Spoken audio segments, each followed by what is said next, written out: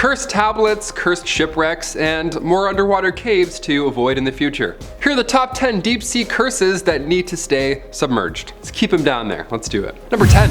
Cursed tablet. We'll kick this list off with a super recent discovery, small but mighty. This tablet comes in at just 2 centimeters by 2 centimeters. Little discovered only a couple of weeks ago in the West Bank, this artifact has historians scratching their heads because it's a couple hundred years older than any Hebrew texts. Yeah, it predates the Dead Sea Scrolls by 1,350 years. The ancient letters mean to call God onto anybody who breaks this curse. So yeah, hot start for this one. There's around 40 proto-alphabetic letters, early Hebrew writing, all folded onto this little lead tablet piece. Now the fact that this small tablet mentions the curse of Yahweh is pretty alarming. And we found it too, that's incredible. This sediment comes from excavations done in the 80s on Mount Ebal. So many believe this is from the ancient stone structure, Joshua's altar, and it just made its way to us. The tablet was dated to around 1200 BC. The chemical isotopes in the tablet suggest that it's from that mountainous range in Greece, aka the Mountain of Curse. Yeah, just the thing we need right now, an ancient curse from an ancient curse mountain. Nice, keep it up. Number 9, the SS Monaco. When coming across these deep sea discoveries, it's rare that we find, well, anything at all, for starters, but to find something ages ago still intact, it's beautiful. It helps us understand history, like a 90-year-old shipwreck, for example. The SS Monaco was built in Glasgow back in the late 1800s, and the passenger vessel would take daily trips from Toronto to Hamilton. I know, I said deep sea curses, but this was only a year ago in Canada, so I had to talk about it, okay? It's fitting. The ship sunk due to too many passengers, but many believe a curse was behind this whole thing. The ship was apparently renamed, which in ancient seafaring traditions is bad luck. You don't want to do that. That's bad juju. You pick one name and you stick with it, you know? I'm not changing my name up, although I kind of want to some days. Now cut to 2018, 4 Canadian divers located it, and it's almost completely intact still. It's haunting to look at. Number 8.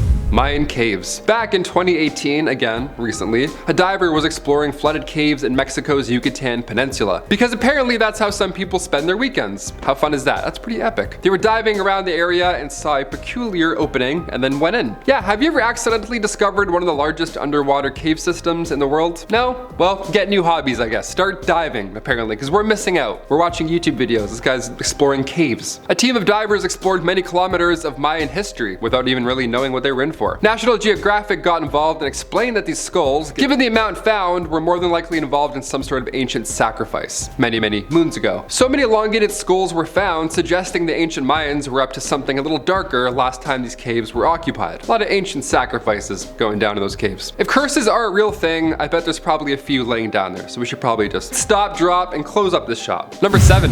Heraklion. Ancient cities, ancient gold, ancient shipwrecks. I mean, for sure there's got to be ancient curses as well in this plethora of ancientness. Before it was discovered in 2001, the ancient city of Heraklion was barely mentioned in texts throughout history, which is amazing. Yet somehow archaeologist Frank Gaudio found it. It was hiding in the depths 7 kilometers off the coast, and it was pretty obvious that it was once an ancient city because there were, 64 shipwrecks, 700 anchors, and 16-foot statues just hanging around. So yeah, ancient city for sure. One vessel was around 80 feet long. It was a classical Greek flat-bottomed ship with oars on both sides and a massive sail. So it was a bit hard to find this wreckage though, seeing as it was hidden 15 feet under the collapsed Temple of Amun. Yeah, oops. A project led by the European Institute for Underwater Archaeology poked around the area and also found a 4th century Greek funerary area. Yeah, this whole area was just haunting. Just a lot of curses here. Ancient graveyards underwater. This is where curses were born, my friend. Leave this part of history alone. Number 6. The Vasa Shipwreck. Back in 1628, the Vasa sunk within 20 minutes of setting sail. That's not a good thing. That's tragic. How does this happen? It claimed the lives of 30 souls on board. The Swedish Navy launched the ship August 10th, 1628, and it was once considered a high-tech warship, even referred to once as spectacular, believe it or not. So yeah, again, what happened? Well, the first rush of wind caught it off guard, and the second rush completely sank it. That's how fast it was. There was even a crowd around and everything to send this mighty ship off. But the 64 bronze cannons that were installed during the rushed process of building the warship were deemed too heavy. Yeah, the lack of oxygen in the water allowed for its rediscovery to continue its story and for us to figure out what went wrong. And the Vasa was built with carvings all around the king at the time, which was King Gustav II. So historical find, yes. Tragic, also definitely yes. Humans focusing too much on naval warfare rather on if the ship can actually stay afloat. I can't tell if this is a curse or just humans being humans. Is there a difference? Number 5. Bermuda Island. We can't have a list on deep sea curses and not talk about the vanishing island, of course. Bermuda sounds a lot like Bermuda, but don't get the two mixed up. If you try and book a flight for Bermuda, well, you may not even arrive at all. Your TripAdvisor would be like, sorry, is your autocorrect off? What did you mean to say? Bermuda Island was seen on several maps throughout history. Cartographers clocked it numerous times, as you would, you know, an island. This is back in the 16th century, okay? So no one really had any reason to lie, I guess. They're just like, oh, it's a spooky island. They're like, hey, ghosts don't exist. We need to know where land is. No time for fooling. But in 1997, it wasn't seen during a survey. And again, 2009, when researchers went to go find this location that was once there historically, it was gone. It had vanished from the Gulf of Mexico. It was originally charted off the coast of the Yucatan Peninsula, and it was 80 square kilometers. That was pretty big, again, but the leading theory to its absence now was that this cartographer once upon a time may have put a fake island on the map just to spot copycats, in case you want to, you know, copy anyone's maps. Do we believe that though? I mean, I'm 50-50. Is this just another Atlantis or another Heraklion, perhaps? Which island is the next to be doomed? Some cartographers say the island has been sunk since 1844, others say it's still moving around to this day. Yeah, so keep your eye open for any drifting islands. Number 4, ancient Greek shipwreck. The oldest shipwreck discovered in the Black Sea, and you would never guess by looking at it. The ship is from 400 BC. It's an ancient Greek trading vessel, and it's not very large, but somehow this ship has been in great condition for over 2,400 years. Yeah, over a mile below the surface as well. So the lack of oxygen actually preserved the ship. That's why it looks like it sank, you know, a year ago and not thousands of years ago. John Adams was the principal investigator with the Black Sea Archaeology Project, and he describes the finding as something he never thought was even possible, let alone something he'd witnessed in his lifetime. This discovery changed what we knew about ships in the ancient world. The oldest intact shipwreck known to mankind. Yeah, this won't be beat ever, I don't think. This thing is older than most curses, so yeah, had to throw it in here. Number 3, the Dragon's Triangle. If you thought the Bermuda Triangle was bad, this one's worse. This triangle takes the blame for disappearing ships and planes and all that horrible stuff, but the occasional UFO sighting too, just to jazz it up. In 1945, a Mitsubishi A6M0 went missing, and the pilot's distress call said the sky was opening up. Yeah, the sky opened. What in the Spider-Man No Way Home is happening here? That's one event, just one, but 10 years later, in 1955, a Japanese ship named the Shinyo Maru lost radio contact in the same exact spot. Triangle of Doom. It didn't take long for the New York Times to coin the term the Devil Sea, which I'm sure helped this whole curse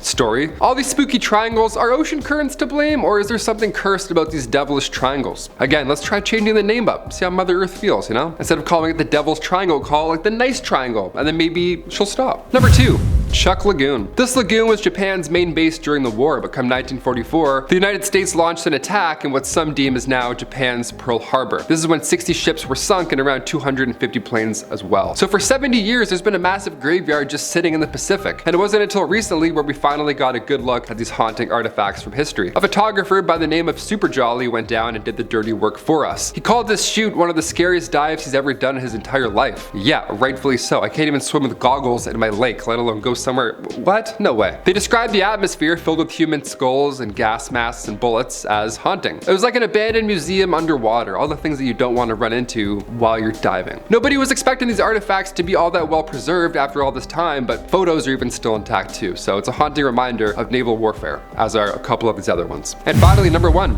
MV Derbyshire. This ship was twice the size of the Titanic, but James Cameron didn't make a movie about it, so many of you may not know the grim details. 42 years ago, the MV Derbyshire was the largest British registered merchant ship of all time to sink during peacetime. What makes this tragedy even more memorable was there was no distress call at all, or even wreckage found for quite a while. She was assembled back in 1976, but she was lost in 1980. She was en route from Canada to Japan. Although she was following proper ocean routes with weather routing companies, it still went down. September 15th, 1980, a search began for the missing ship and crew, but 6 days later, the search was called off. Nothing was found at all. The ship was declared lost, and the sister ship, the MV Derbyshire, ended up sinking as well later on in 1986 due to a deck cracking problem. So the families then urged officials to search again for the MV Derbyshire, and it's a good thing they reached out, because come 1999, the Derbyshire was found. Don't give up that look. If you ever lose something, just keep looking, even if it's, you know, a cursed haunting shipwreck. Always keep looking, I guess. I've been your host, Taylor McWatters, and we'll see you next time on Most Amazing Top 10. Thanks for watching. See you later.